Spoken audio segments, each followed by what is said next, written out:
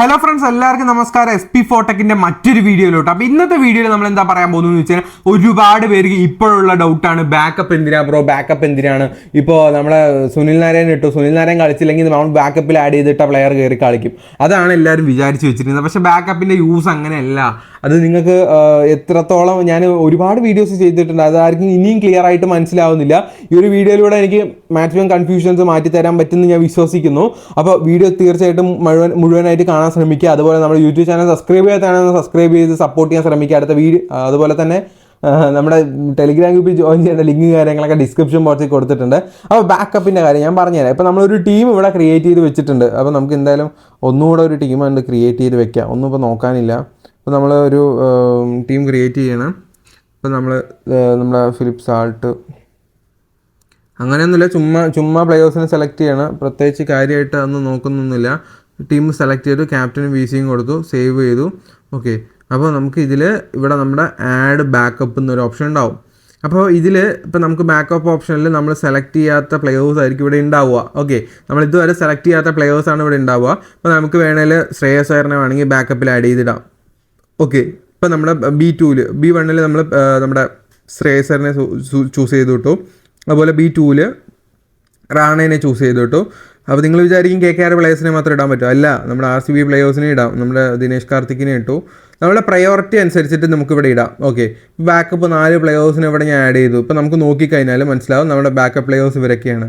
ഇവരൊക്കെ കയറി കളിക്കുന്ന എപ്പോഴാണെന്ന് വെച്ച് കഴിഞ്ഞാൽ ഈ 4 പേര്, അതായത് അനൗൺസ് ചെയ്യാത്ത, അതായത് ഇപ്പോൾ നമ്മുടെ ലൈനിപ്പ് വന്നിട്ട് അനൗൺസ് ചെയ്തിട്ടില്ല ഈ 4 പേര്. ഐ മീൻ ഈ നമ്മൾ ചൂസ് ചെയ്ത ടീമിൽ ഈ ടീമിൽ 4 പേരിൽ ആരെങ്കിലും അനൗൺസ് ചെയ്തിട്ടുണ്ടാവില്ല. ഇപ്പോൾ ഹർഷിത് റാണ ഇല്ല, ചക്രവർത്തി ഇല്ല, വരുൺ ചക്രവർത്തിയും ഹർഷിത് റാണയില്ല. അപ്പോൾ നമ്മുടെ ഏറ്റവും കൂടുതൽ B1 ശ്രേയസ് അയ്യർ ഹർഷിത് റാണയുടെ പകരം ഇവിടെ കയറി വരും. അത്രേ ഉള്ളൂ, സിമ്പിളായിട്ട് ഇപ്പുറത്തോട്ട് കയറി വരും. ഇതാണ് മെയിൻ ഹൈലൈറ്റ്. അതേസമയം 2 പ്ലെയേഴ്സ് ഇല്ല, ഹർഷിത് റാണയില്ല, ചക്രവർത്തി ഇല്ല, അപ്പോൾ റാണയും കയറി വരും. ഓക്കെ, അത്രേ ഉള്ളൂ. അതിനാണ് ഈ ബാക്കപ്പ്. ശരിക്കും നമ്മൾ അതാണ് ഇതിൻ്റെ മെയിൻ യൂസേജ്. അല്ലാതെ ഇത് മറ്റേ വേറെ വലിയ യൂസേജ് ഒന്നും ഇതിനില്ല. അതായത് നമ്മളിപ്പോൾ നമുക്ക് ഇവിടെ തന്നെ എഴുതി വെച്ചിട്ടുണ്ട് 4 പ്ലെയേഴ്സിനെ നമുക്ക് ആഡ് ചെയ്ത് വെക്കാൻ പറ്റും. അനൗൺസ്ഡ് അൺഅനൗൺസ്ഡ് ആയിട്ട് സബ്സ്റ്റിറ്റ്യൂട്ട് ആയിട്ട് നമ്മുടെ ടീമിൽ സെലക്ട് ചെയ്യാൻ പറ്റുന്ന ഒരു പ്ലെയറാണ്. അതായത് അനൗൺസ് ചെയ്തില്ല, ഇപ്പോൾ നമ്മളൊരു ടീം ക്രിയേറ്റ് ചെയ്യുമ്പോൾ ഇവരെ ഒന്നും അനൗൺസ് ചെയ്തിട്ടില്ലെങ്കിൽ ആ ഒരു ടൈമിൽ ഇവർ കയറി വരും. അത്രേ ഉള്ളൂ. അതായത് ഇത് എന്തിനാ മെയിൻ യൂസ് എന്ന് പറഞ്ഞു കഴിഞ്ഞാൽ, ഡ്രീം ലെവലിൽ നമ്മൾ GL കളിക്കുമ്പോൾ ഒരു 20 ടീമും 30 ടീമൊക്കെ ഇറക്കുന്ന ആൾക്കാരുണ്ടാവുമല്ലോ.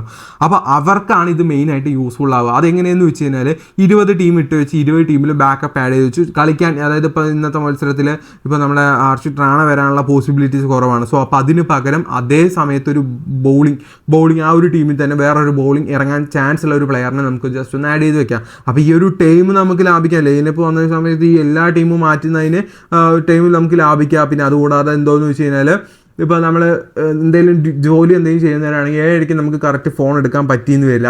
അപ്പോൾ നമുക്ക് എന്ത് ചെയ്യാൻ പറ്റുമെന്ന് വെച്ച് കഴിഞ്ഞാൽ, ഈ പറഞ്ഞ ഒരു ബാക്കപ്പ് നമ്മൾ ആഡ് ചെയ്ത് വെച്ചിട്ടുണ്ടെങ്കിൽ ബാക്കപ്പ് പ്ലെയേഴ്സ് കയറിപ്പോവും. അത്രേ ഉള്ളൂ, സിമ്പിൾ പരിപാടിയാണ്.